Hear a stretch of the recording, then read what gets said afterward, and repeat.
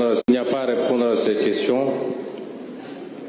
La seule qui veuille d'être posée en termes de réponse est de se demander est-ce que depuis un an qu'il est au pouvoir, à la tête de la superpuissance que sont les États-Unis, est-ce que le monde est plus sûr? Est-ce que le monde est plus stable? Est-ce que le monde est en paix? Et si la réponse est négative, quelle est sa responsabilité exclusive par rapport à cette déstabilisation du monde qui apparemment est devenu dangereux pour tout le monde, y compris pour lui-même?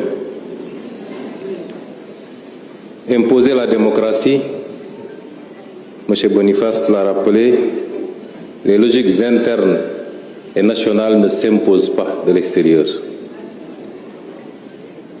Enlever des présidents en fonction, les enlever pour les exfiltrer et les soumettre à votre justice ne relève pas de la démocratie si cela devait s'entendre en termes de droit international.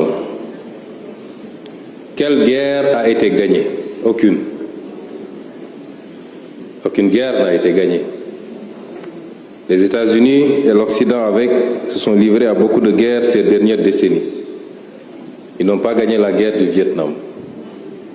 Ils n'ont pas gagné la guerre en Irak, en Afghanistan, en Libye, en Syrie. Ils n'ont pas gagné la guerre même au Somalie, où ils ont été obligés de se retirer, poursuivis par des bandes armées. À part semer le chaos et le désordre derrière eux dans ces pays, aucune de ces guerres n'a été gagnée parce qu'aucun des objectifs n'a été atteint.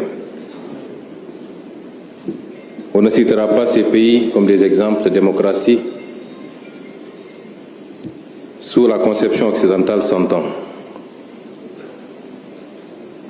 Quel objectif était assigné pour la guerre en Iran?